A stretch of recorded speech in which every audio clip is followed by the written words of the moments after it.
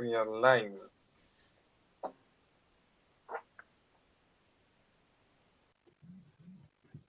Good morning, ladies and gentlemen. My name is Washington Ri. I am the Youth and Health Director for Polyouth, and welcome to today's town hall. We have our guests with us, that is Anki and Sam Talam, and we shall be getting to know more about mental health and the state of affairs mental health in Kenya. So now we are going to start with our introductions. As they say, ladies first. So Anne, kindly. Thank you. Thank you very much, really, Washington, for this opportunity, and Polyouth for creating such a great initiative and this topic on mental health. My name is Anne Kifunguni. I am a counseling psychologist and also a mentor with Starrise Mentors Initiative. We mentor young girls, young men, and also young boys. With my husband, it's an initiative we started 2 years ago, about 3 there. So that's what we do. What we focus on is spearheading a generation of young children and young people that refuse to die with what they were meant to leave behind. So it's creating an environment where young people, where children can exploit and grow exponentially and see what they have inside and know what they were called for and live to the fullest. Yes, so that's what I do in a nutshell. Thank you. Thank you, Anne. And now the gentleman. Thank you so much, Washington. So great to be here with all of you. My name is Sam Talam. I'm a social entrepreneur, a mental health ambassador. I am the founder of Amazing Minds Africa, which is a network of youth leaders creating awareness and providing support through theater and art. So happy to be here today again. Thank you, Talam. Will you kindly tell us a bit more on what you do over at Amazing Minds? Right. So maybe just a little background of why what we do is really important to us. So in 2015, I lost a close friend to suicide. So Collins was a student, a first year student at Moi University, and a friend we grew up with. So when Collins just went to school,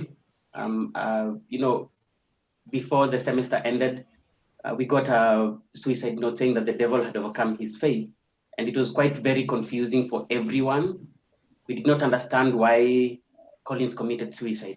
But I mean, many miles in Nairobi, and I was looking at being a student at KU, I was seeing a lot of suicide at KU, neighboring universities at JKUAT, and it was sort of like a national thing, and no one was really having meaningful conversations about why people would commit suicide.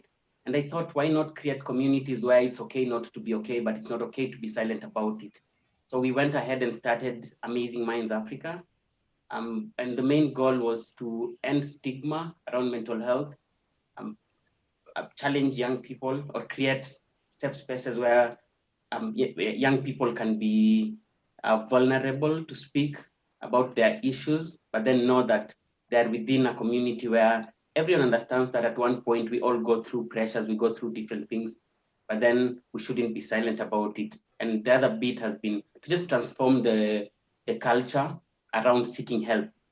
And how we've been doing it is through creating theater and art safe spaces. So we use forum theater and psychodrama. I would say forum theater is an interactive form of theater where, we always start with games, both with psychodrama and forum theater. Games are such a huge thing, and we do energizer games, thematic games. We also do intimacy games, and these games lead us to, topical discussion. If we were doing something on suicide, okay, the games would be maybe on concentration, and we would do that game and then go around, ask people, is there a moment where you feel that, you found yourself not concentrating, for example, and then it would lead to a role play. We would ask participants to join in the play, then it would be interactive. I mean, I think we all like to see our stories We don't want to see our stories being played out, but we want to participate in the narratives of our stories. So that's the whole basis, the interactive bit of it. And then we just have a discussion later on. And the goal is not necessarily to have like solutions, but to have debates and discussions where information is shared, community wisdom, people pick learning from each other. And the other powerful bit I've seen with the art is it's like really interesting to see fun and mental health coming together, something that's been stigmatized for such a long time. When you look at now these spaces being defined as fun spaces, cool spaces to be, because it's all about games. And also another thing I found important is sometimes we might want to give feedback to our friends around the things that, just like how am I doing kind of feedback or support, or, and get that from our friends. So theater is really powerful because it uses stylistic devices, it uses metaphors, it uses satire, sarcasm to be able to pass message. So people, because I know people want to be given feedback in a respectable way, and theater does that quite hugely, and people can see their stories being played. So rather than it being like an attack, it's more of, you take it with a lot of respect. So thank you so much. Okay, thank you, Sam. Now, Sam has spoken about a couple of suicides that he witnessed in one way or the other, having been the inspiration for his starting his advocacy group. And now, Anne, I would like to ask you, is it that we have come to a point where, as a nation, mental health and issues surrounding mental health have now become a crisis, or are we still at a salvageable point where we can do something about it, where we can talk and save ourselves from reaching that tipping point? Thank you. I believe all is not lost. There are a lot of initiatives out here that are geared towards improving mental health, especially among the youth and even the older youth, so to say. Since there are very many professionals out here in the psychiatric and also psychology world, however, somehow, especially in Kenya and East Africa, it hasn't been really embraced, especially psychologists. All we know is just psychiatry. And, that's kind of, it's given a notion, that's where mad people go. So hence increasing the stigma, and, people who really need the help don't go out seeking for this help. So there are a lot of private practitioners who have gone out of their way to make this happen for many people out here, especially for young people. And part of that is a reason why we started Sarah's initiative, Sarah's Mentors, because mentoring children and mentoring youth is building, but mentoring adults is repairing.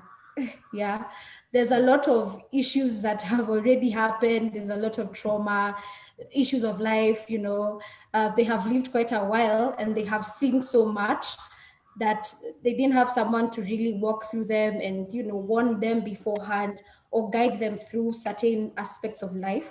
So with children and teens and young people, there's a lot of preventive measures that are put so that these children, as they grow older, they won't get to that point of getting, mental health disorders, mental illnesses. The statistics will be reduced. So there are very many cases out here, but all is not lost, since this is actually the Mental Health Awareness Month. October was the Mental Health Awareness Month. So I have personally seen a lot of my colleagues going out of their way to do pro bono sessions for people who really need the help in various institutions, private practice, like I said. So there is hope. There truly is hope. Yeah. Thank you. Thank you. Now, as we begin now diving into what will be considered the meat of the topic today, feel free, if you're on Facebook, to send a message requesting to have an answer to any question you might have. If you're with us on Zoom, kindly raise your hand or use the chat box if you have any question regarding whatever will be addressed.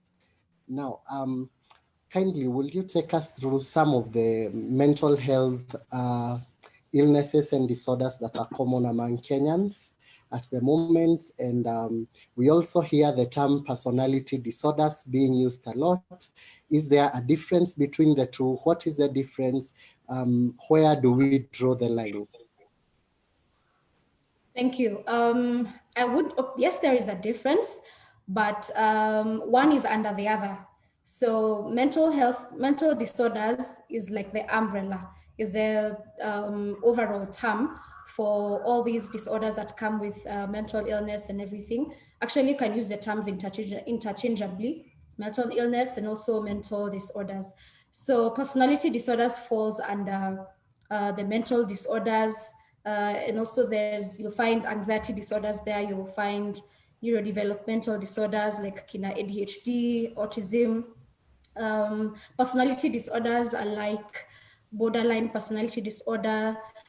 There is antisocial personality disorder also. There is OCD. You know, most of us have maybe had the word OCD, obsessive compulsive disorder. So it's two different things, I would say. Under mental health, under mental disorders is all these categories of various disorders. If you'd like to know more, you can consult our Bible. We normally have, psychologists, we have our Bible, which is called DSM-5. Yes, it's a statistical manual that really helps in breaking down each of these mental health disorders and puts them in categories for easier understanding. Yes. Thank you. Thank you. Now, you have said the terms mental disorders and mental illnesses can be used interchangeably. And well, in the world of medicine, we have a lot of problems that have been associated with self-diagnosis. You know, someone feels maybe they've been having fever and their joints are weak. Automatically, they conclude they have malaria. But if tested, the doctor will find that this person has maybe typhoid. So are there any risks involved in self-diagnosis, you know, for mental illnesses? Absolutely, absolutely. The risks are, from here to heaven, in especially self-diagnosis for mental health. That there are many risks involved, and one of them is obvious unwarranted panic, especially for young people, because we are very tech savvy and Google is our friend. We tend to Google a lot of our symptoms, and I was reading somewhere someone was saying symptoms plus googling the symptoms equals you're going to die soon. You know, there's a way they Yeah, diagnose, sure. they tell you you're just feeling like a headache, but somehow they will Yeah. complicate the issue. And You have a yeah, tumor. exactly. You have a tumor in your brain and you have 3 weeks to live. So it's a very touchy issue. So there's a lot of risks involved in self-diagnosis. There's the panic. There's also unfounded fears. There is there's no basis, there's no source, reliable source on the diagnosis made. So you can't really go to someone and say, this is what I actually have. Yeah. And also wrong treatment, OTC drugs. For many young people, they just go over the counter, get some drugs. You are feeling this way and that way. You are told this worked for this other person, so you think this would work for you as well. So there's a lot of risks, I believe, that are involved in self-diagnosis. And mostly, maybe what I would say is people self-diagnose because of stigma again. People not being open enough to actually go to a professional and open up what's happening and, the issues around the symptoms they're experiencing. So because of that stigma, and also not having confidence in the professional on the other side and the recommendations that they might make, then that pushes someone to just go and say, I know what's happening. I know my body well. And so there's no psychiatric doctor or nurse is going to tell me what to do. Yeah. So it ends up in a very severe state, and, it can go vibaya, haywire. Yes. Thank you. Sam, having worked with a mental health advocacy group, I believe you have met and interacted with quite a number of people that have done this kind of self-diagnosis. What will you say has been your experience with such people? People who've done self-diagnosis, especially on anxiety disorders and depressive disorders, um, they have ended up more depressed and more anxious. I can't particularly say I have met one who has self-diagnosed, because mostly when they come to me, they are, I will probe and ask what's happening, anywhere we can Yeah. help, and I will link them to a psychiatrist if there's need for medication. So for those who are self-diagnosing, then there's this lax kind of attitude that goes with it, and eventually suicide is also something that comes with self-diagnosis, because there's self-hatred, you don't understand yourself that much, and you're afraid to go ask for help. So there's those things, those factors that are involved in self-diagnosis. Yeah. Thank you. Thank you. And maybe to add on, yeah, just want to echo what Anne has said. It's really easy for people to self-diagnose, especially mental health being a topic. Sometimes we don't even know how to approach, the health professionals, the mental health professionals, because it might be our first time. We do not have an experience.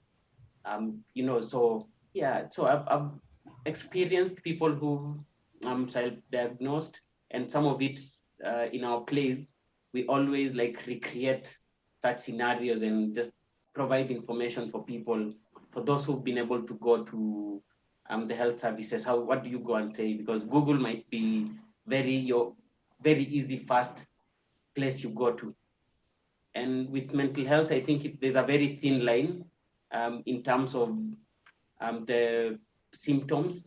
So you might go to Google, find symptoms, and then quickly believe that this is what I have, which it might not be true. It's important for you to go to a professional, because most of these mental health disorders, from what I've observed, have similar symptoms, but then there are critical places where they depart from each other. And it's important that a health professional does that. So, I mean, I look at it this way: when you self-diagnose or when you identify a problem, it ultimately tells you what to intervene next. So if you misdiagnose yourself and take a direction of intervention, go through it down that direction for a very long time, then it might worsen your situation, and coming back might be a lot of trouble. And like what Anne said, it might even lead someone to suicide. So from what I've heard and observed in our meetings, it's important that people are aware, people have information where they can know how to go and seek help from a professional. Thank you. Thank you. Now, from our past discussions with a certain mental health advocate and a mental health practitioner, we found that the issue of money and mental health, like any other, medical field, they kind of clash, because a lot of people will not be able to afford therapy sessions even at 500 shillings per session.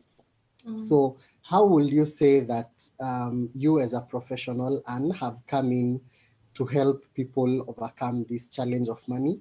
And to you, Sam, what will you say has been the role of advocacy groups like Amazing Minds in helping people overcome this kind of a challenge so that they can seek the professional help they need?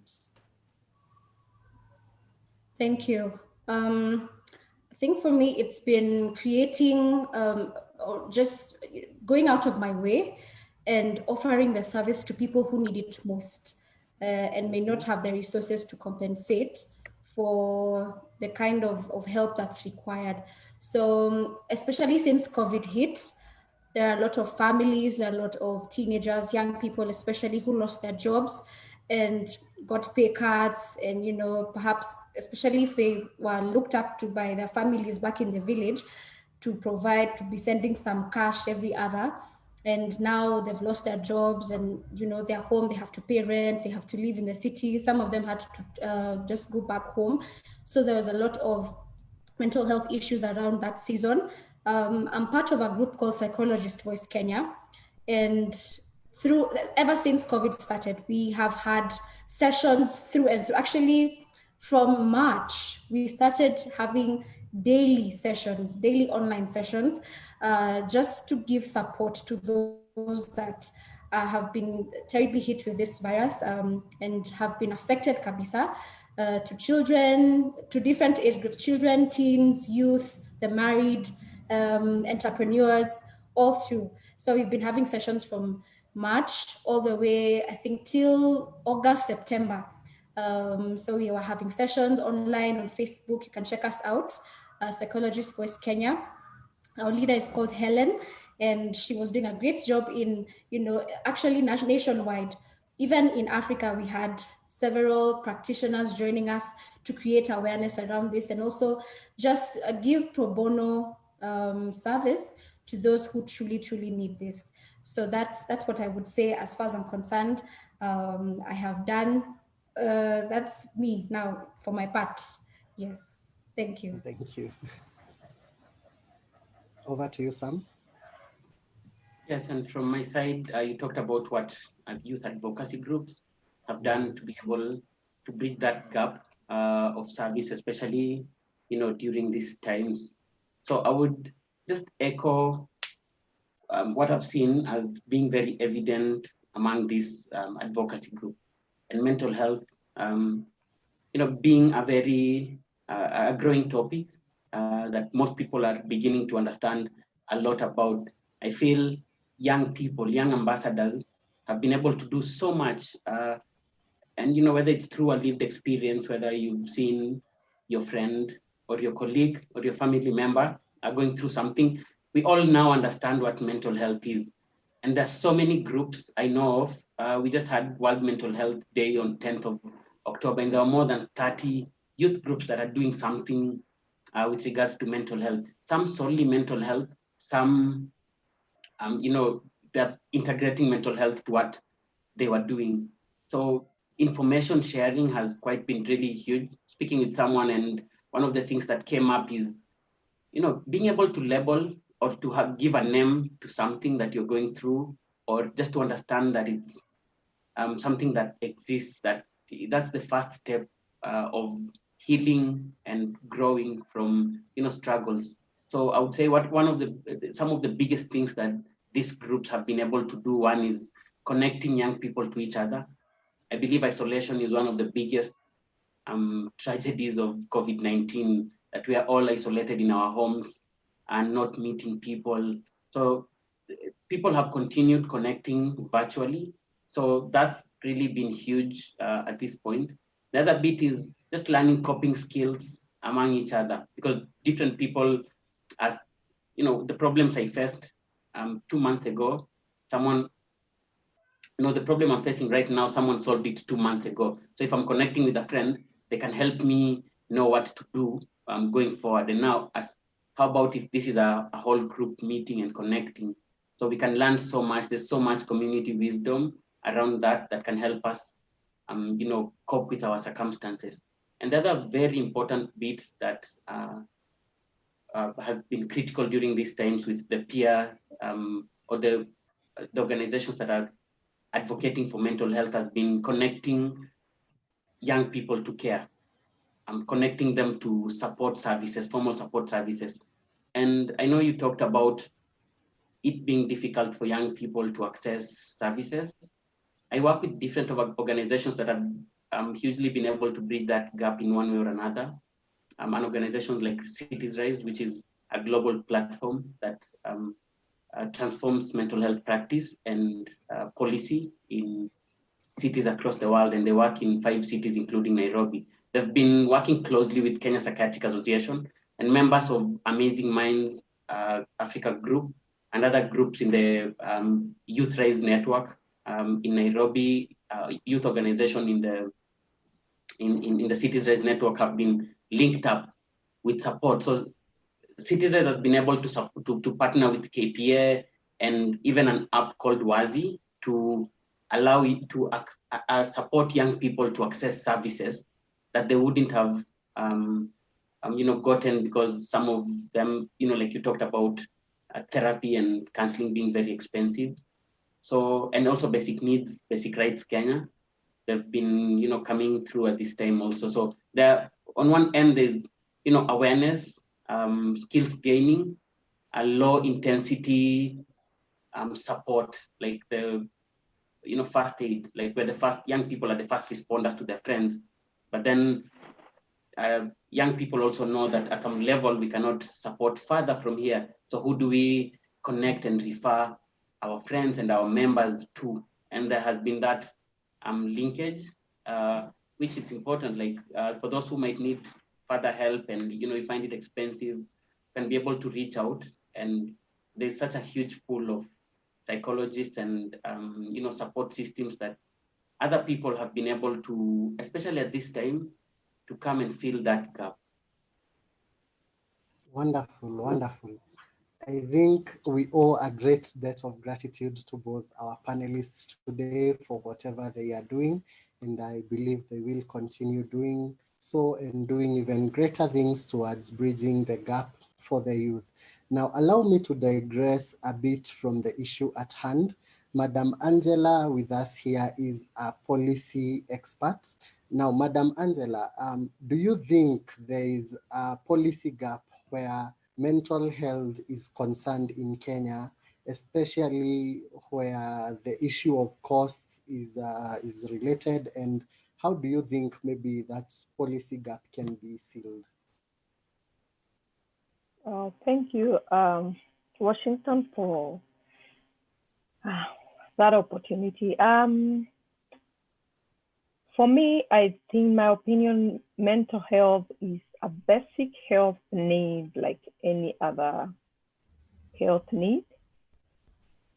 And where we stand, and what I hear a lot from what our speakers are saying, is that most interventions are being done at private level or in a privatized way, or should I say that the solutions are offered privately. Yeah, sure. And speaking in as a policy specialist, there would be a very big problem in terms of access if a basic service like mental health or reproductive health or even universal health is left in the hands of private entrepreneurs. I'm not discrediting what our brother Talam is doing and what our sister, what was her name? Anne is doing. I'm not discrediting that, but I am looking from the perspective of how many Annes do we have in Kenya? How many Talams do we have? And how many advocacy organizations do we have running in Kenya that are available and accessible to all people in all walks in Kenya? If you look at the environment in terms of mental health and advocacy initiatives, most of them are concentrated in the cities, in the urban areas. That is where you find all the rehabilitation centers. That is where you find all these advocacy groups moving. That's where you find all these organizations talking, and even psychiatrists opening their clinics and running there. The big part of mental health issue is running through county governments, actually in the counties, in the rural areas. County governments are saying that one of their biggest challenges they have now is how to deal with mental health, because most youth are going into drinking. They're going into what we call mirror chewing cut. Muguka, and all this.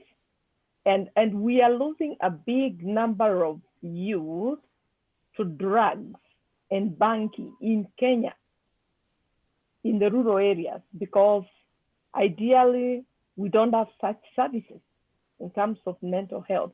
On the other hand, in terms of, that is only one part, access. There is a cultural dimension that needs to be changed, overhauled, in terms of perception and all that. Is mental health important? Or is it something that people think they can live with? Or is it a normal thing to be going on in our lives? Is it something that I am ashamed of if I get to some point that is, I can feel this is beyond me? That if I get to some point that I find that I have not showered for the last 3 days and I am a lady, then I need to start asking myself some hard questions, that what could be happening to me? And those tough questions, if I've locked myself in a house for some time. And you know, those dynamics are, one, access, two, the perception, and three, go to a rehabilitation center which charges, not just forget about many of the walk-ins like what Annette is doing and many other clinics, but go and ask for the cost of being in a rehabilitation center for like 1 month, and you will be told you have to pay over 200,000. That's the cheapest I'm talking about. Over 200,000 or 300,000, or even they can count up to 500,000 for you to stay indoors for rehabilitation. Now, who can afford that?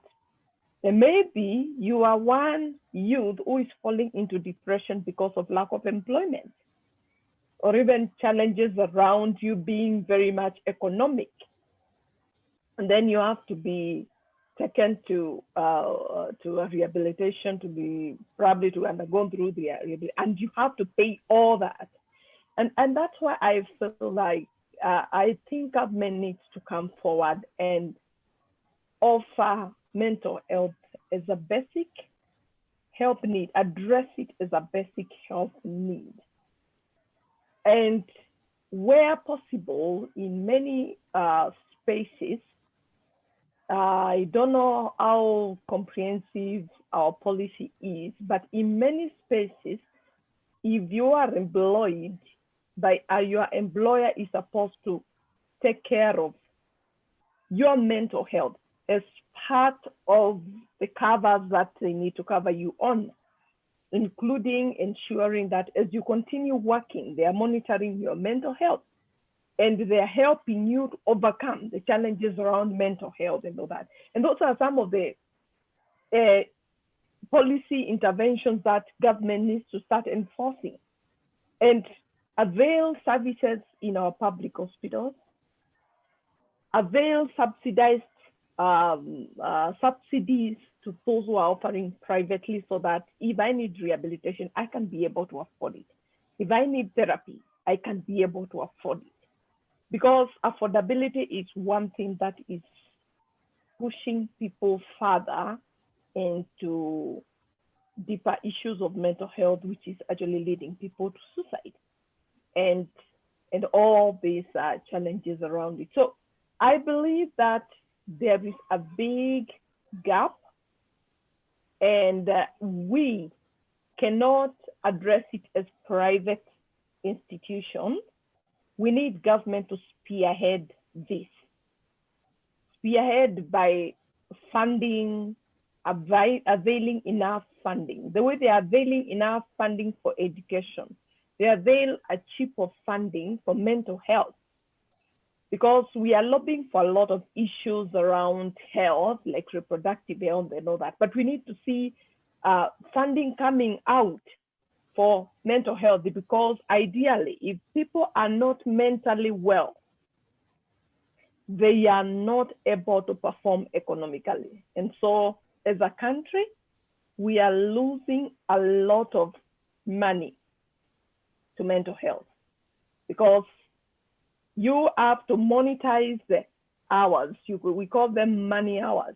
You have to monetize the hours that this person with mental health spends in a desk, on a desk, in front of a desk, but being unproductive, and they are being paid at the end of the month. That is money that is going to waste.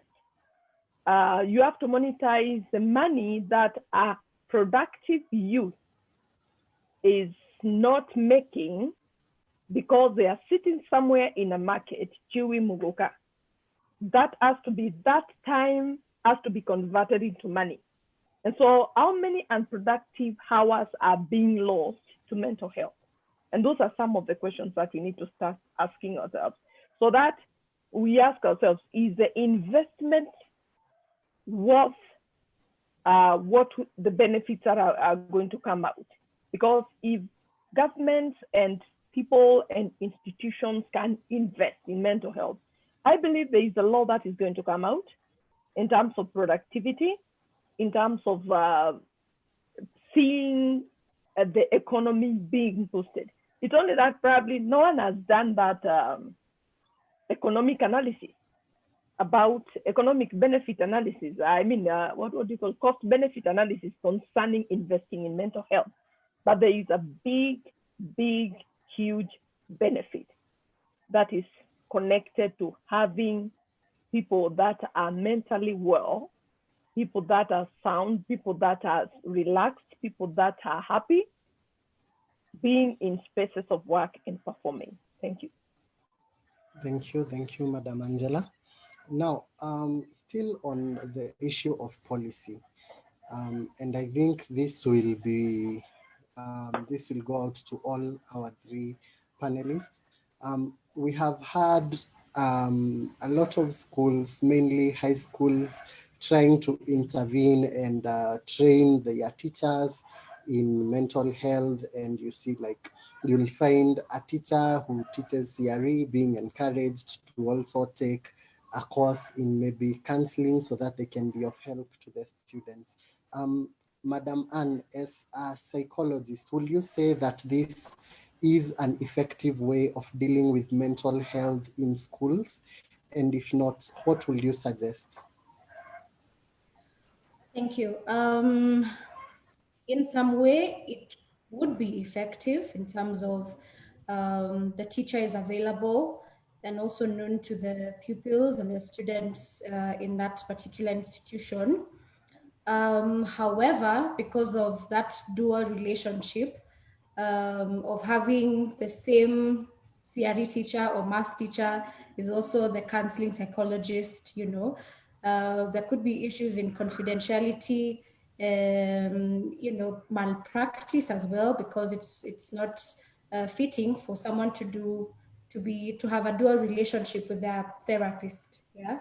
Because no one knows what goes on in the staff rooms. I've actually had such cases with teens coming up and telling me, yes, I went for counseling once, but I hated the experience. I disliked it because the teacher I went to with all my stuff and all my secrets went out spilling information to several teachers in the staff room, and it becomes a fire. Everyone is talking about you in the staff room, and shortly after it's announced in the assembly that someone has an issue and their parents are coming for them. So it's very humiliating, especially for the girl, the student or the boy.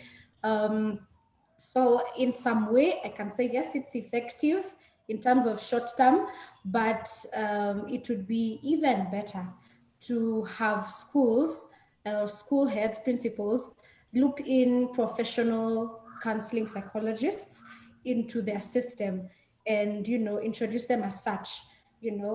Such as when there's need for even training for peer counseling. For example, in my school, I was a peer counselor, but I received no training, absolutely no training on how to do peer counseling and how to, keep all this confidentiality, empathy issues. I was never trained. So it was just me and God kind of, and, trying to see, okay, what do you do? How do I help here? So I was totally untrained, and I probably engaged in malpractice, and so many others are also doing the same. So how about engaging professional counselors in these schools and kind of, making them insiders into that community, if there's a mental health issue, if there are too many girls who are considering suicide or who have attempted suicide, there can be sessions, training sessions, group sessions, group therapy, kind of in areas or in classes that teachers have identified this student has an issue, this student. Yes. So I believe an outsider would help more, and a professional for that matter. Yeah. Thank you. Talam, what is the space of mental health advocacy groups in helping out in this situation in our schools? Right. I just want to chime in that conversation also, even a bit more, even what Anne has talked about. I believe that there has to be a mixed method, and we really need to flip the script. We need to change the narrative around mental health, because currently, like Anne said, young people might not be able to go out as a counselor in school because of the traditional way that we know our teachers or might respond. So I want to agree with Anne that it's important to have an external psychologist in the school. Teachers also being like they interact with the students more, and they're likely to see that a student has a problem in class. So I also believe that teachers should receive some form of low intensity mental health awareness as first responders in the classroom. But then what I truly also believe in, to your question, is peer support. I believe there can be clubs in school, there can be different activities. I like the arts in schools that can always challenge and create awareness among the students to know that, okay, this is when I know that I am not okay, and this is when I should reach out. So I think creating spaces where we flip the script around the stigma around on mental health, acknowledging that this is when I might be distressed and I might need help, and actually seeking out for that support. So I also hugely believe that students in high schools can receive or can create student groups that address mental health at their own level, but always in consultation with a professional psychologist, and also their teachers, and the gatekeepers in the university, in the high school. Really, can I comment something about what Anne and Talam were talking? I think as they suggest what we call psychologists, I support the idea that teachers are not trained to do counseling, ideally, in as much as they have taken. I am a trained teacher in the past I've taught, and I know that I undertook a course in second year that year on psychology, child psychology, and all this stuff. But I was not trained enough to do counseling. And in most of these where systems are working, most of these countries where systems are working, a psychologist is employed as part of the staff in schools, so that when we have a school system, and we are talking about in a school, there is a cook, there is a secretary, there is a bazaar, then there should be a psychologist, and then teachers, so that when teachers notice a change in a certain student, they don't have to address an issue of a student. They can refer this student to this professional whose work is purely taking the kids through the counseling, looking at who needs referrals to a more advanced treatment, like seeing a psychiatrist and all that, and rehabilitations and all these stuff. And again, also a person who understands the ethos of the profession. That is the attached confidentiality and whatever. I personally even don't support this idea of what we call peer counseling in high school. I don't know, that's me, because in Kenya I find a lot of gossip. Okay, even at a big age, there is a lot of gossiping all over, and a lot of name calling and maligning and all that. And someone only needs to get your private information, and then it will go viral. So it becomes so difficult to trust anyone, even with your most private information. Know that, given the fact that there is a social issue around gossip and around pulling one another down and all this, which affects now if I can trust a peer. If I tell you my information, can I trust you with it? Or will I hear it with someone else? How many kids in high school have the ability to keep my private information?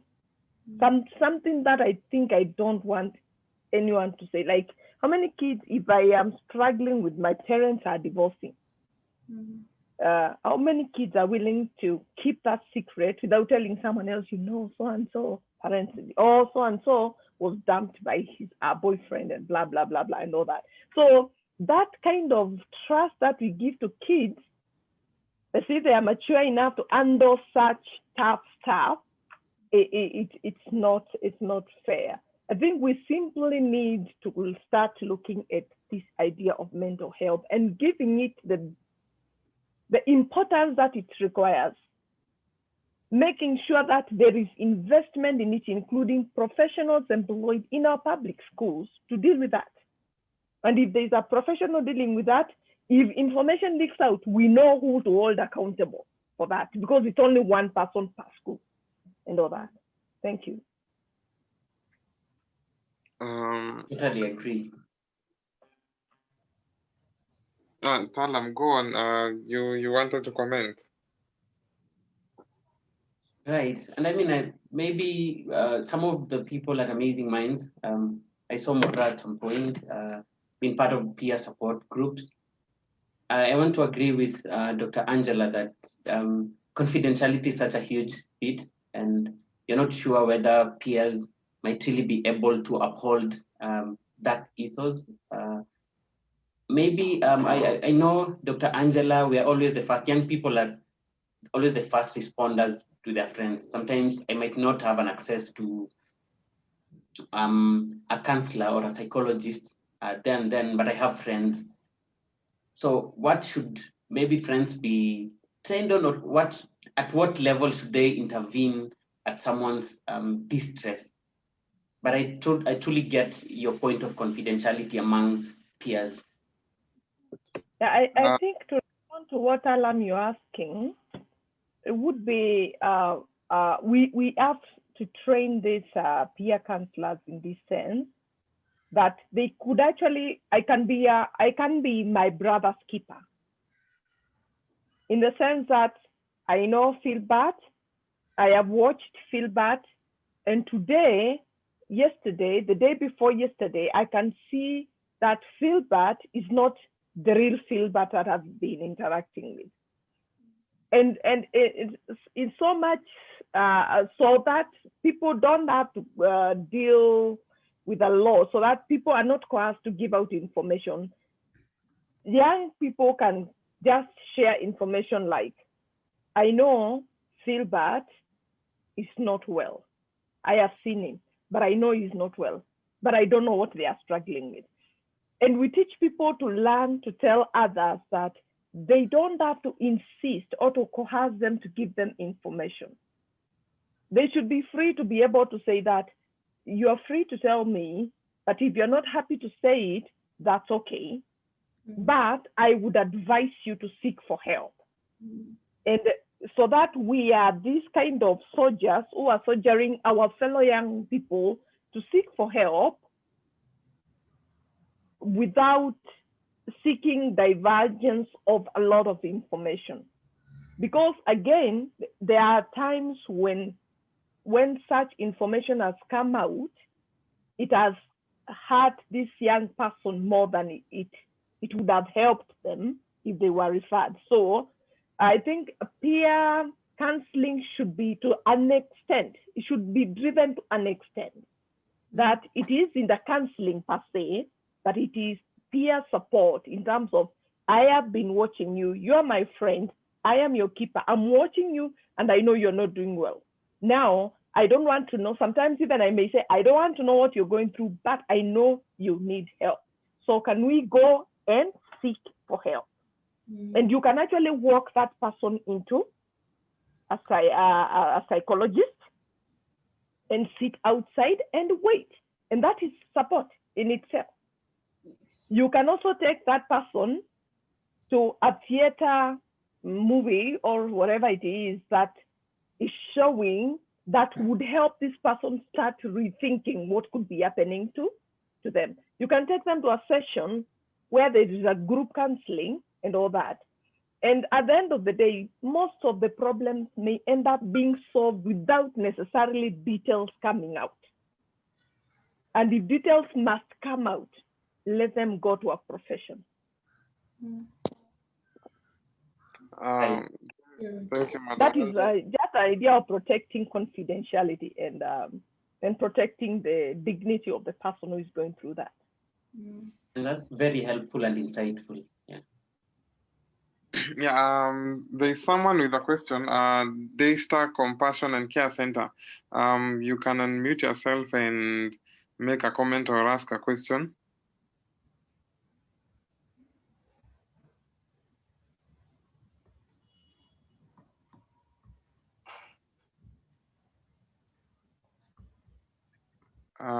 As they do that, I was to direct a question to Anne and ask, why do peer counselors exist? What are they bridging? Is it that we have less counselors for the government to hire for institutions, or there is another issue why peer counselors exist? I think I would reiterate what Madam Angela said on maybe I think in them, they kind of use the word peer counseling interchangeably with peer support. Yeah, because there's no training that they actually give. Since in one of the Nairobi high schools, I was a peer counselor, and all through the 4 years, there was no single counselor who came to school to meet all of us as peer counselors to train us. It was just one of the teachers who was in charge of guidance and counseling, who just came through and told us, okay, is there any burning issue or anything, you know? And again, confidentiality is breached in such meetings. So there was no training. So I believe it's mostly for support. I absolutely agree with what Madam Angela has just said on support. Just going with them, offering that emotional support and presence. Sometimes that's all they need. Just being someone to be there with them, to hold them, to tell them it's okay, it's going to be okay. How can I help? Do I need to call someone? Can I talk to this teacher? Can I talk to this? You know, I can even come home if it's a day school. So it's mostly peer support, and that's the place of what they're calling counseling. Yeah. Has it worked?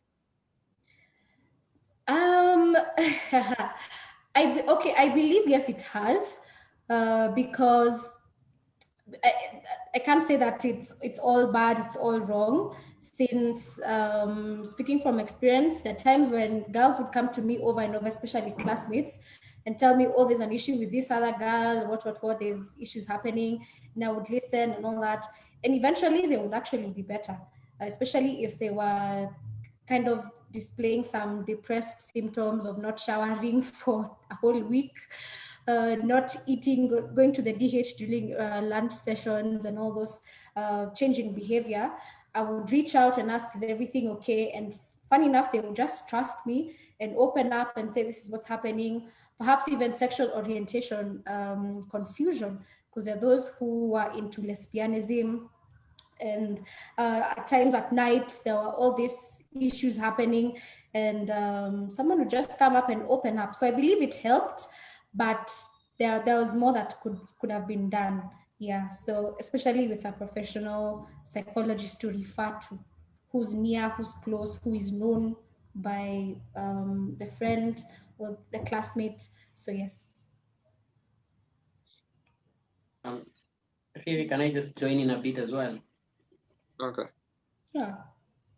I mean, I think it's still, I would say like at Amazing Minds, our program is still like generating evidence. And I'd just like to ask, either Rispom or Ramora has been quite engaging in the body groups. So maybe Mora, if you're able to share a bit of your experience and what you feel about peer support.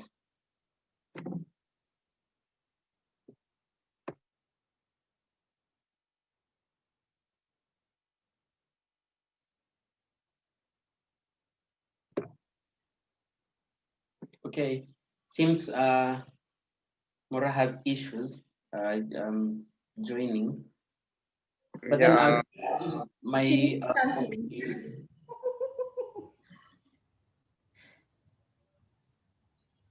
I think we're still generating evidence whether peer support is very helpful, because you realize young people are also going through their own issues, and there can be points where young people can be toxic to their young people, or they can go talk about the issues they've had left, right, and center that can, make even the issue at hand more, more dire. So I'm honestly like where I am, and from my experience, Madam Angela said, young people can support another young person to go and watch a play around mental health, or they can tell them, I know you can seek help here, and they can also accompany them to go and seek help, like Madam Angela said. So I'm yet to truly see the power of peer support or peer counseling, because I know the one that we do at Amazing Minds is more of just connecting with each other, and how we design the program is, you don't come to the program because you're necessarily going through a mental health challenge, but it's a space where you can connect with other young people. You can learn from each other, not necessarily going there to receive therapy or direct support, but just a family. Sorry, and also to add on what Sam is saying, we are striving to have a psychologist in all of our body group meetings, so that when there is, because sometimes, so it's like a group of 10 people meeting and sharing their life over 3 months, so they can meet weekly. And so with that, issues come up, and even people can even talk about their trauma points. So we are thinking of, okay, we are still designing and designing how the body group should look like, and efficiently. And we bringing in psychologists into the meetings, just observers.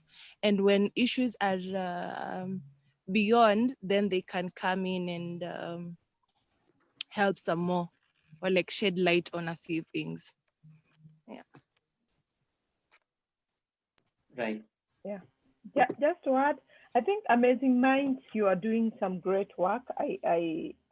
When I look at, you're actually in the right direction, because research shows that human beings live well and live better and live healthy in social groups. And we are in the age of technology, and technology is taking people away from the other people. And so I think creating those spaces, even when there is no a lot of diverging of information, just a space that I can come and sit and just have fun with my fellow youth, that in itself is a therapy. And maybe Anne would agree with me in that. That in itself is a therapy. You'll be able to laugh. You'll be able to listen to people joke. You'll be able to even listen to some people even share, who are willing to share their stories freely, and you realize you're not the only one who is going through that. And probably even you discover what you're going through is so small compared to what another person could be going through, and they're weathering it. They're weathering through the issues very well. So I believe you're really, really doing some amazing work. You need to collect data, and you will discover how much impact you're causing on people. Yeah. Sorry, maybe just to ask, Hope, Philbert, and Washington, it's okay. To you, Sam, do you have, is it okay for the groups that you have, the group kind of support, peer support you have, do you have specific ones for men, for young men? Because there is a lot of young men out here that find it hard to open up and disclose what's happening in their lives. Yes, and we have a very, the culture really enforces that for men to really bottle up their feelings, be all stoic and hard, mwanaume haliangi, that kind of thing. So is there specifically a intentional intervention you have for young men? Yeah. I want to give Rispa to answer that question. Yeah, sure. And before I answer, we have in our midst one of our leaders. He's called, I think it's Shama. He's raised his hand.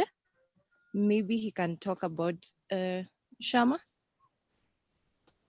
Hi guys. Hi. Sorry, I had Hi. some issues with network.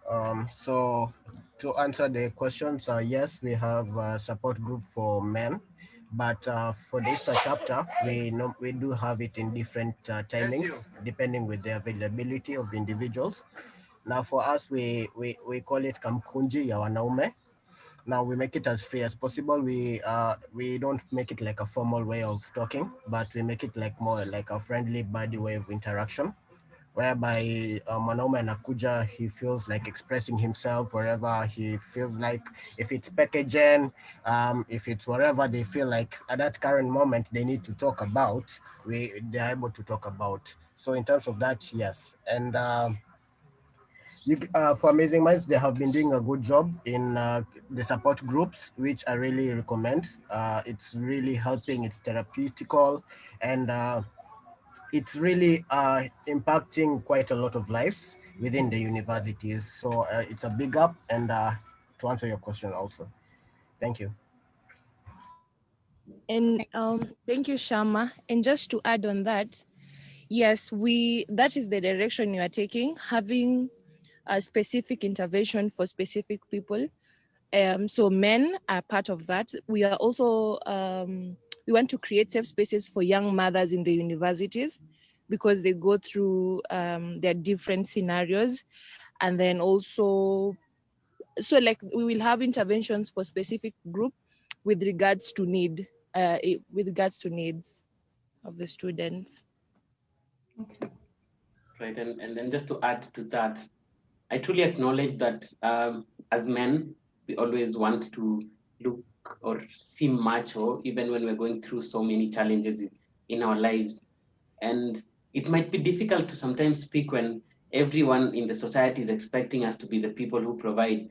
It's us who should provide direction. So I think it's just some form of shared responsibility, but agree that men should find spaces where they can be vulnerable about the things that they're going through. And that's what we are looking at. We have not done it apart from Daystar, that's really taking a lead on just creating those platforms. We've been doing a general mix of engagements, but like from what we are learning over the different universities is that it's really important to have a monthly program, to just have men open up, because we might just lose a generation of men who might have done so much, but then are limited by the lack of opening up because they want to seem strong. They don't want to seem like, and I mean, like, social media has presented, this perfection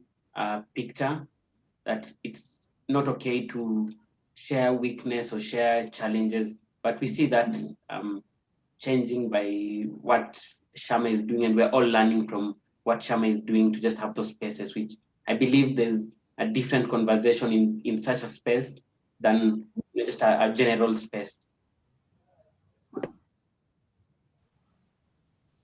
Wonderful work, Sam. And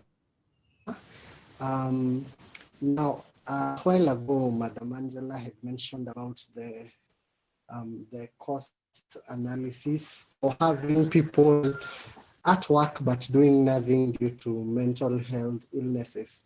And we see anxiety, depression having been some of the leading problems, so to say, that we are experiencing as Kenyans.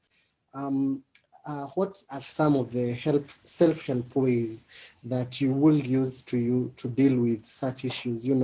If you feel you are having maybe an anxiety attack or a depressive episode, but you're at work, you're at school, you're not really allowed to leave until a certain time, what are some of the ways that you can use to intervene for yourself? Whose question? Sorry, that question goes out to Anki. Oh, sorry, I didn't think it was me. All right.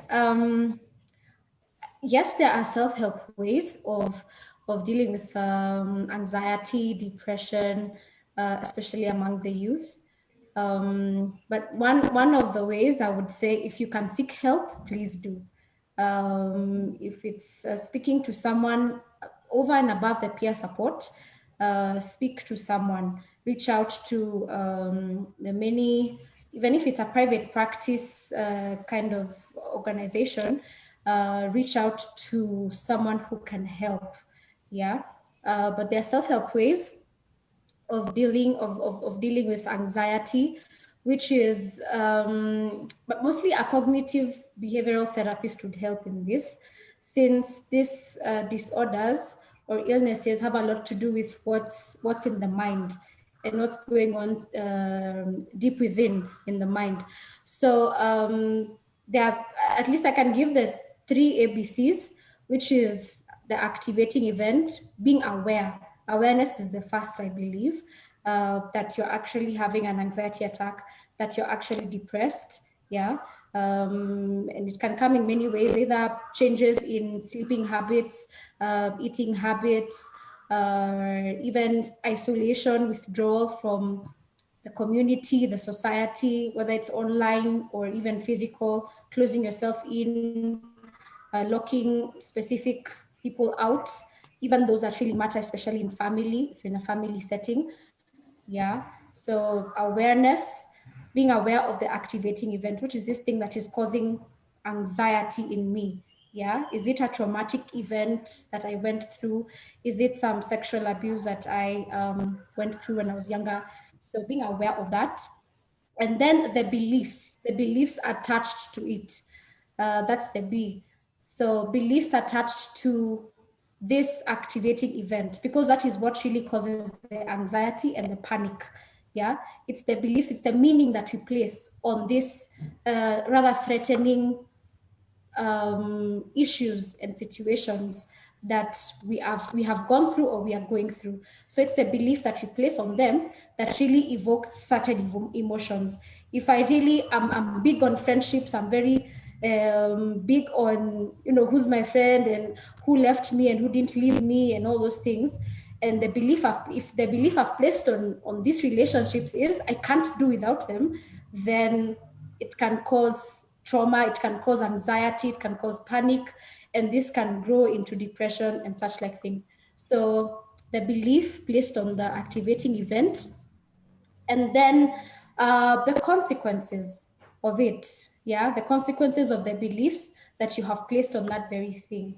Yeah, so checking, okay, if I believe this about this, what does this mean? So checking, okay, this is actually what where I'm headed and where I'm going. So you'll be like, okay, so this will lead me to a certain destination. Yeah.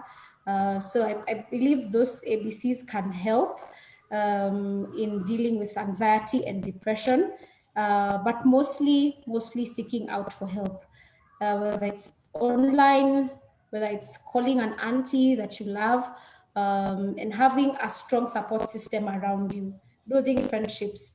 Yeah, because no man is an island. So developing strong and meaningful relationships around can really help, especially when, you know, some of these things pop up.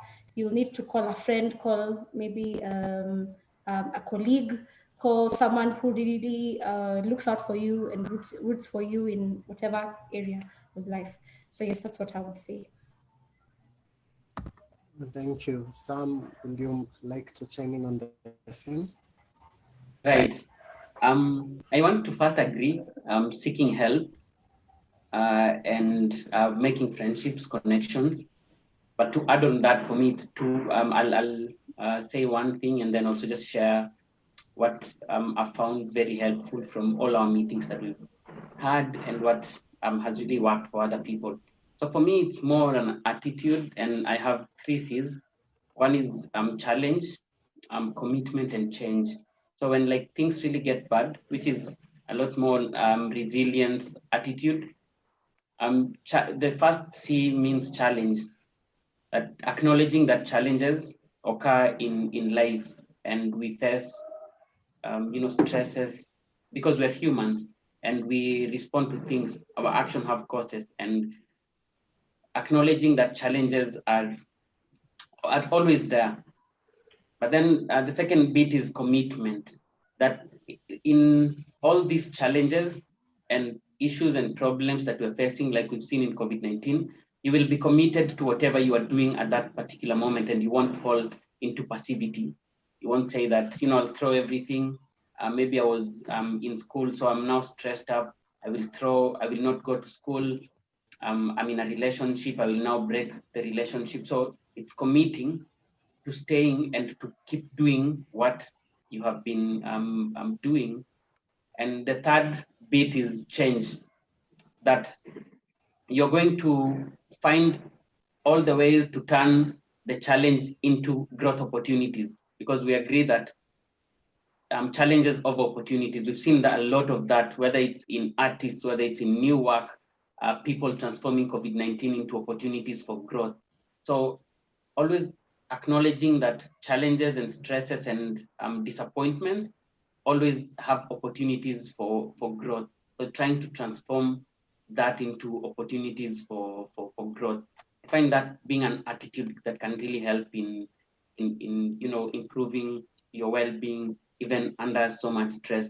Because despite the fact that we might look at it as anxiety, depression, sometimes and that's my perspective, I look at it like mental health is a spectrum. On one end, it's mental health or mental wealth, and on the other end, it's mental ill health, where so that and there are risk factors like abuse, poverty, that can lead us to such a negative view of the world, that can lead us to the other spectrum of the choices and the information that we have.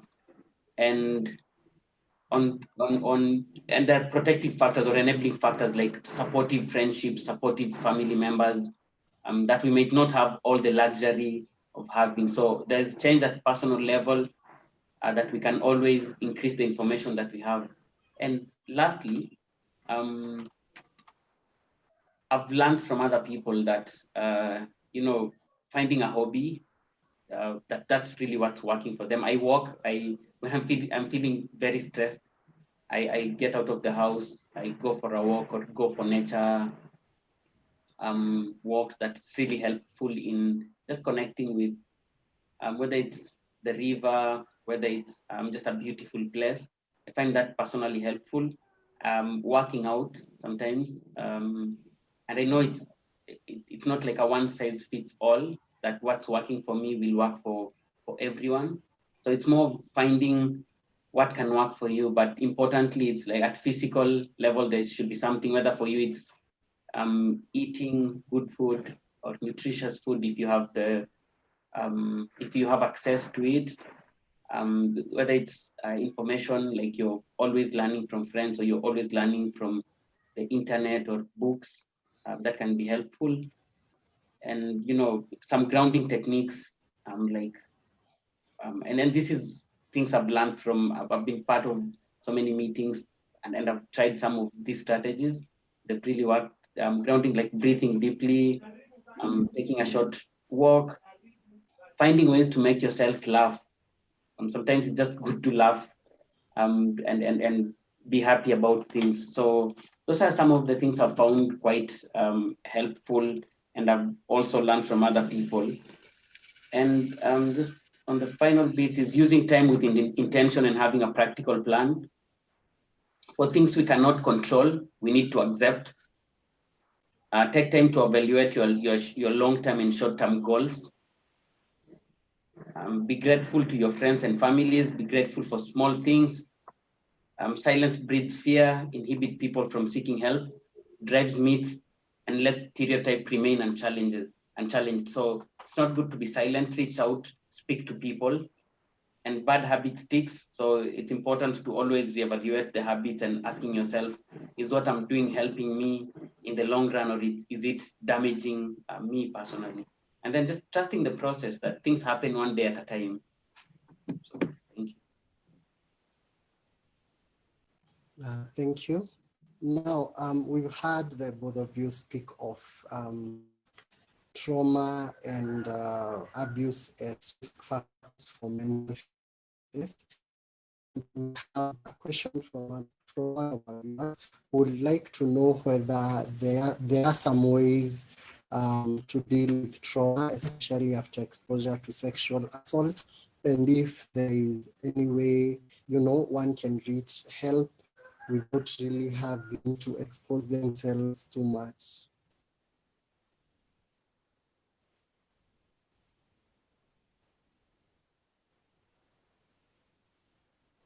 One goes to you, Annie. Sorry, okay. Sorry, I think maybe it's my audio. You were breaking at some point. I didn't hear very well. Kindly repeat. Okay, sorry. One of our viewers would like to know how to deal with trauma, especially after exposure to sexual assaults. Okay. How to deal with sexual trauma?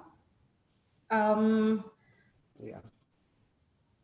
Maybe, okay, one of the ways that we have already mentioned is seeking help and developing a safe and strong support system around you. That can mean family, colleagues, friends, people who you trust, because on things to do with sexual abuse, then there's a lot of confidentiality required, and there's trust that really needs to be in place and established so that the one going through the trauma, who has gone through the trauma, can feel safe to disclose some of this information, whatever happened.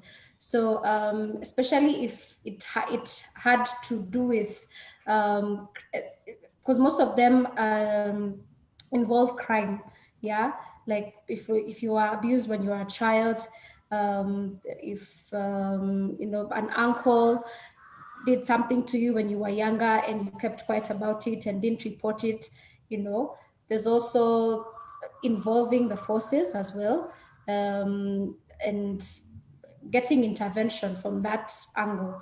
But then that would be a bit more in the kombelembele, because I've heard of people who have gone to police stations to get reports, to get the OB number, what has happened, and then of course the policeman doesn't know how to handle someone who has just been through sexual abuse and trauma. They would shout at you, and make the trauma go worse, make you talk about it right there and then in the presence of so many other public people, people who don't even know you, making you talk about it, and maybe you're not ready. So mostly it's finding support and having someone that you trust and you can speak to concerning it. Yes. And also there's also self-talk. I believe.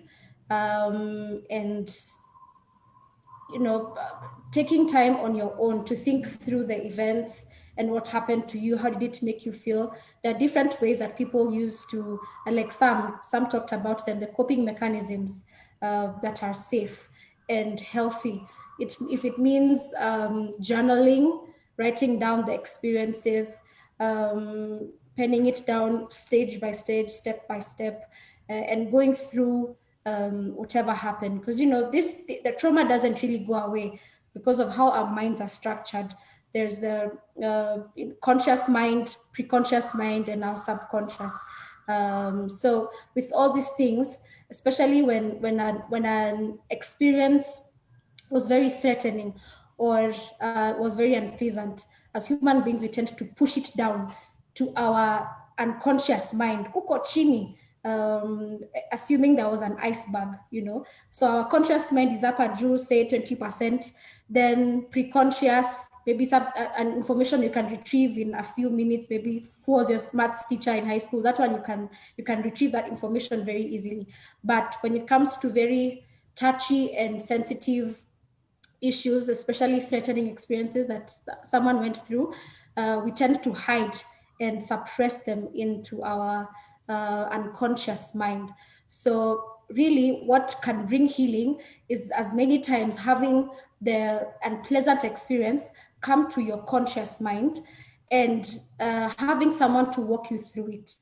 That would be the best. And if there's no one particularly, then perhaps having time on your own and by yourself to go through the experience, think through it, what happened to you, what did it make you feel, being honest about it, and also being aware that this is where I'm at. And maybe if you feel the need to talk to someone at that point, then you can reach out to someone and things like that. That's what I believe will really help someone who has been through trauma. Yes. Thank you. I see Philbert has had his hand up for a while. Philbert, is there a question? Yeah, I have two directed to Sam. It's how do you know you actually have a problem? Because sometimes even a simple sleep issue can turn into a symptom of something bigger. At what point does it get? And now, as a person, I should go and seek help from a specialist. And the second question is on. I was reading something that by 2015 we had about 92 specialists or psychiatrists, and have we? I know maybe we have increased, but is it enough? Do we even have enough specialists to deal with mental health issues in this country? Thank you. Thank you so much, Philbert. Maybe the second question we'll give it to Anne to answer, like from a professional point. And I think both of these questions are, are more a little more technical in terms of how do you know, but like I'll just speak on it at a social level. So if you are the activities that you used to do and you used to enjoy, like you stop enjoying them, I feel that's a red flag on that you might be going through something. So if you were going for soccer or going for a game that you love or hanging out with friends, and then you're all of a sudden pulled back, then you might look at that as not very normal, or you have started neglecting your day-to-day duties, like whether it's on self-care or your responsibilities as a friend, as a student, as a son or a daughter to someone, or as significant other to another person. So if you start neglecting all that, and your worldview is all of a sudden negative,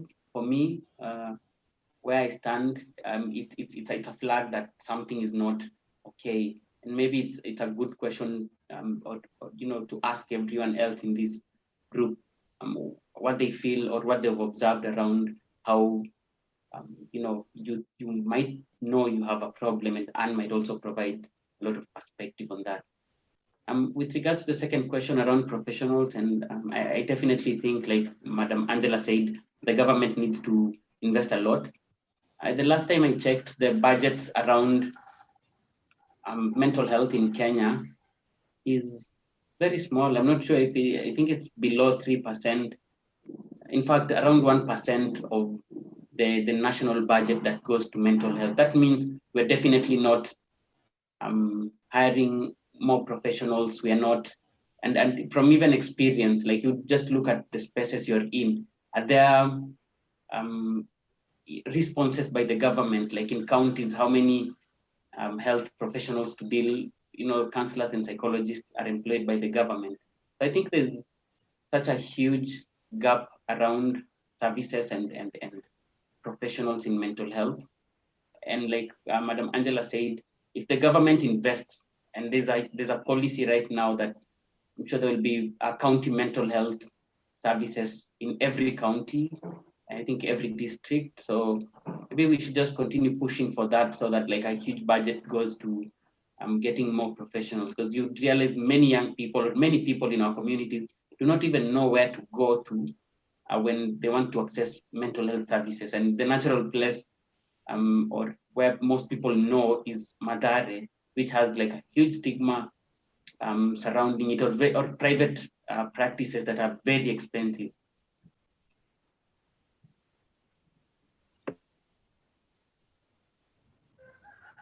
I think I'd also say that I've heard of a senator, a nominated senator. She's called Sylvia Kasanga. There's a lot of advocacy she's doing in the parliament concerning mental health policy, and amendments that need to be made in the MOH concerning us, because there's been a lot of focus on the clinical the psychiatrists, clinical psychologists, but not much to do with counseling psychologists. So there's very little focus that's given on counseling psychologists. And to answer your question, Mr. Philbert, there are, I believe, a significant number of counselors out here and psychologists who have been trained. However, I think we lack visibility, that we don't have a common voice, yeah, that we can be heard, that's loud enough to be heard in this big spaces in this country, yeah. So that's what I would say. We are many and we are there, but like Madam Angela said, there are a lot of private practitioners that are mostly not even under supervision or under any body, a larger body. So very few have been looked into the national facilities or institutions that offer mental health. So if you just look at the public institutions of health, then you may not find many, but there are very many out here that have come up with initiatives and doing private practice and are helping in their own small way. Yes. Thank you. Thank you. Now, the of bipolar disorder is one that has been spoken about in very few spaces, while it continues to be one of the larger problems that we are facing. What will you say about it? What will you advise about going on, with the treatment and living with bipolar disorder?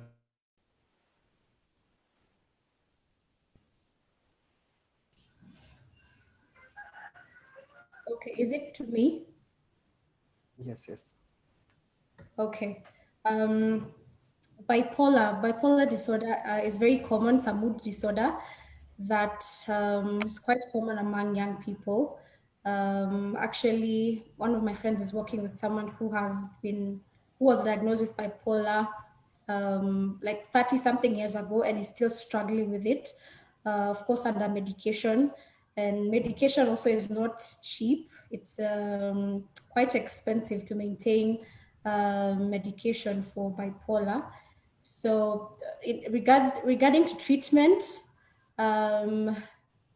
it may be relative really, because there's a lot of investment, especially money-wise, that needs to be made for, I think, maybe just to give a rough estimate of how much per month, I hear it's about 20K per month on medication only for a bipolar patient.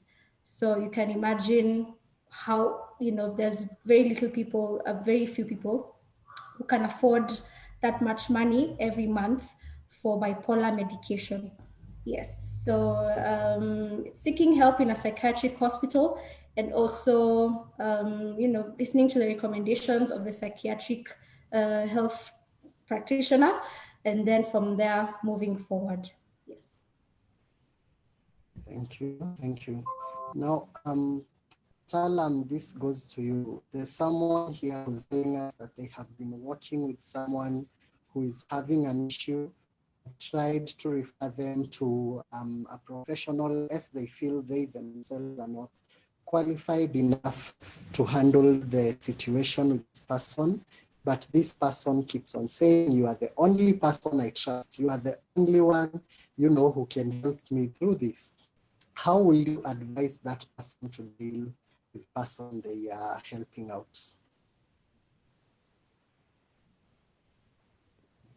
Right.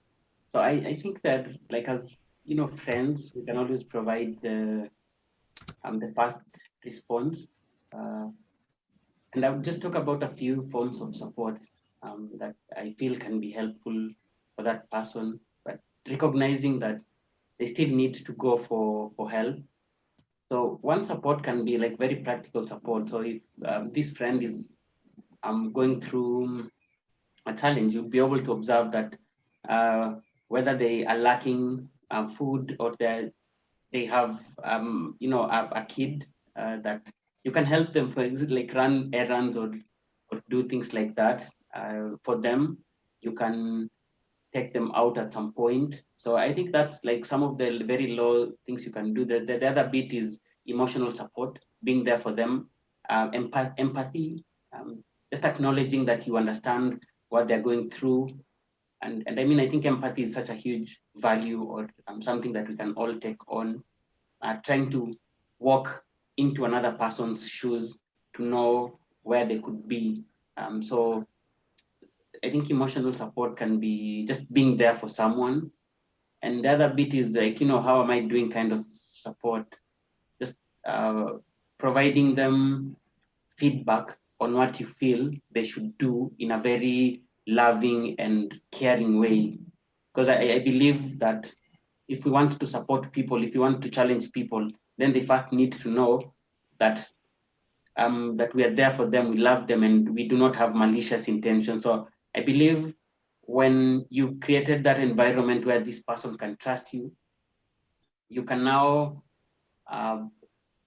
be able to refer them. So I think it's the loving relation, the loving environment you create for them, and then now you can challenge them to go out and seek help. They can most likely hear you. So yeah, I think. Okay, thank you. Anne, would you like to chime in on the same?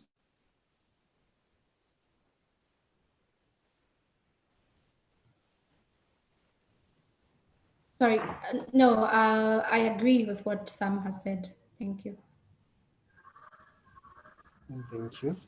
Now, in the past couple of weeks, for those of us that are on social media, we have noticed a very huge wave of people coming out and speaking about addictions that they have had, especially those of a sexual nature. We have had people speaking about their addiction to masturbation, to sexual conduct itself. And a lot of them are asking for ways they can be able to mitigate and help themselves out of such a situation. And while they are seeking help. So what are some of the ways you would advise that someone tries out?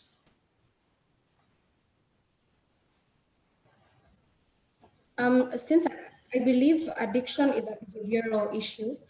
So it means at some point they were okay until something happened that warranted change of behavior. Maybe it's friends or something they watched or an exposure they had that caused them to experiment or want to try or see what happened actually. So I think it's mostly introspection and looking at what changed and what happened and at what point. Yeah. Because most of these people with sexual addictions didn't start out with these addictions. It's in the process of life, perhaps meeting this kinds of people, hanging out with certain kind of friends, or watching certain kind of movies, or reading certain material or books that triggered the desire to get into this thing. And so because addiction goes pole pole, it starts just a bit, tasting a bit of whatever it is that you really desire. Then it goes pole pole, increasing, and up to a point where you're unable to control yourself, you're unable to make sober decisions on that particular thing. So for sexual addictions, um, I'm, I'm okay, without seeking, okay, in the process of seeking help, yeah, there's a lot that you can do just on your own in searching where did this thing come from.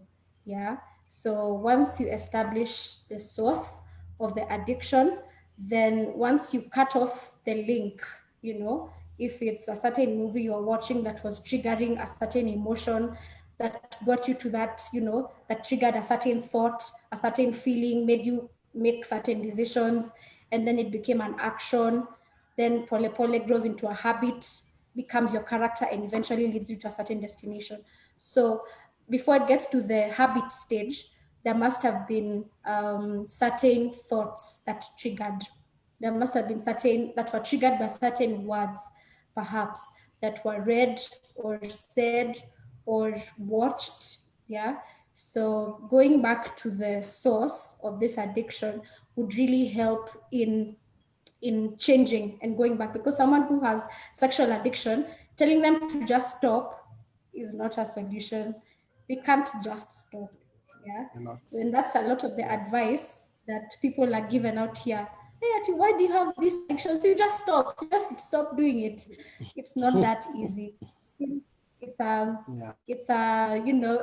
they've cultured their minds and their brains to think in a certain way, and kind of there's an open path in their minds when when a thought triggers, kind of just leap through the road, especially in sexual behaviors, whatever addiction it may be, if it's masturbation, pornography, and all these things. So, and seeking for help as well, looking for someone who, without judgment, who's non-judgmental, who's objective, can look at the situation and help you see this is where it started from, and this is how you can help yourself, and this is where you can seek help, perhaps from an addiction counselor. That would be really good, or even a sex counselor. There are not very many in this country, but I know of a few. So if you know of someone who's having issues with that, you can refer them. I can refer them as well to those that I know. Yeah, thank you. Talam, your organization does work in the universities largely, and that is a space where we have a lot of people fighting these addictions. We'd like to know, is there anything you people have to offer for people going through such addiction? There's the AA sort of thing. Do you have a similar sort of thing for people with sexual addictions, with drug and substance abuse addictions? Thank you, Washington. So I think one of what we do currently is create a space where we can always showcase and just bring that situation to the front. And we do not currently run an AA model. Our buddy groups, we were looking at the possibility of having an AA model around mental health programs. But again, we felt that participants just wanted to be to come and be part of a group, not necessarily be labeled or say like, this is an anxiety group, this is a depression group, this is a sexual addiction group. I'm still exploring it because I think it's important where people can come and support each other around the things that they feel they could collectively or commonly go through. But just so we can create that and hear from other people, because one of the things we like saying is that we do not provide counseling services, but we refer students to the available services that exist. So we create opportunities, create plays that showcase those things, and then the students themselves give us solutions to what they feel is the answer, or what can be helpful. But from my own perspective, I think addictions, it's all about acceptance. Like most things, when you accept, then you're like good to go to a recovery process.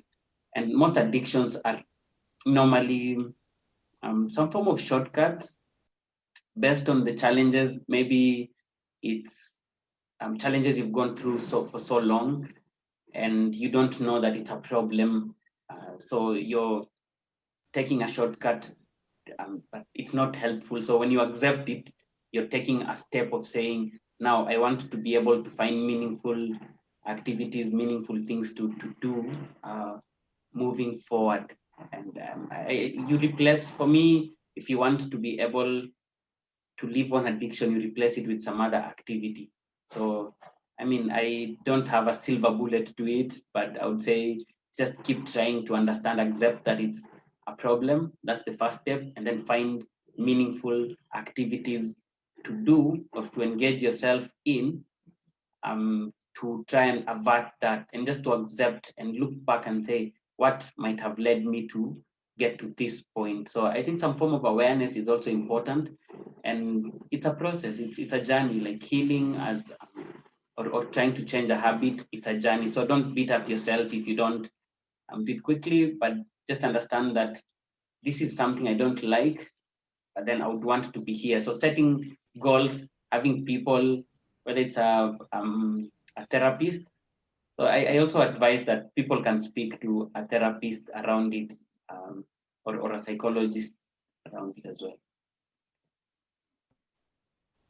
Thank you, Talam. Sorry, I would also add and say there's also systematic desensitization. Since it's a behavioral problem, if, for example, the sexual addict was having sex with 30 women per week, yeah, or watching, let's say, binge watching pornography, say 20 hours a day. You can start by reducing the hours a bit, or having kind of intentional breaks in between, either to take a walk or do something when the urge is really there. So you can either start pole to, once it was 20 hours, go down to, let's say, 17, perhaps look for other constructive things to do in the 3-hour space. Yeah, if it's talking to a friend, a neighbor, maybe chatting with a friend on Facebook, WhatsApp, finding other constructive things to do as time passes. And then pole, it will go down to from 17 to 15 to 10, all the way until the behavior is eliminated. So I like what Sam said, don't treat yourself too hard, because it's going to be a journey. Just as it was a journey to get into the addiction, it is also going to take a long time, or some time, also perhaps an equal amount of time, to get out of it. Yeah. Yeah, thank you. This is an issue that we can go on and on about for hours, probably even for days, but unfortunately our time for today is up. So Talam, this time tutaanza na Boychild. Will you have any closing remarks? Right. I think for mental health issues, I acknowledge and I've seen a lot of challenges, uncertainty, fear around COVID-19, and it's offering like even exacerbated. I'm trying to find a word, like it's like on the extreme side of all the challenges that we are going through right now. So providing, being aware at personal level, providing environments where other people, empathetic environments where other people can share, be vulnerable, heal and grow is very critical. And I think just doing what we are all doing, like creating forums where we are giving each other information, sharing and learning from each other is very critical. So I'd say as you go back to your various spaces, be a mentally healthy space, like individually, and the spaces you are, make sure they're mentally friendly for other people to grow and heal. Yes, thank you. Now over to you, Anne. First of all, I'd say mental health is very key and essential for every one of us. It's actually it's more key than other areas of health, physical health and reproductive health. At least for those, there's medication and you can heal in some time, in a period of time. You can still make your money, perhaps, get a business running or someone to run it for you.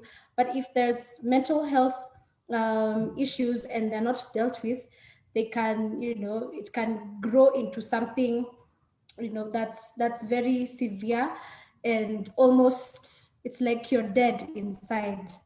Yeah. And truly there's no life if you're not alive in who you are, or you're not okay with who you are on the inside. So please seek help wherever you are, and surround yourself with positive people, surround yourself with positive thinkers, people who can root for you, can see that you need help.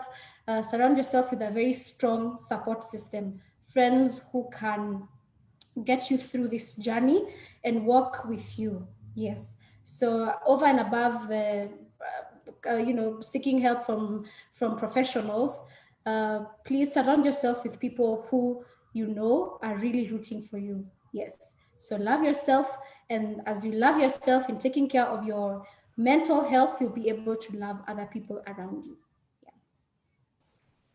Asante sana. From us at Polyouth, thank you very much to Sam Talam and Amazing Minds Africa, as well to you, Anne, and Starrise Mentorship Program. It has been wonderful. We have learned a lot from you, and we are eternally grateful. For those watching us live on Facebook, for those who will catch this on YouTube, feel free to ask any questions. We will refer you to Sam and his organization, to Anne and to other counselors if need be. We are here for you. We are youth, just like you are. Feel free to address us. Feel free to come to us with whatever your problem may be. Thank you and have a wonderful time.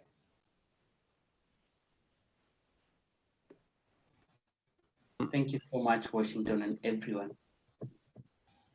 I would ask the panelists to remain and Riri for like 2 minutes. Yeah, sure.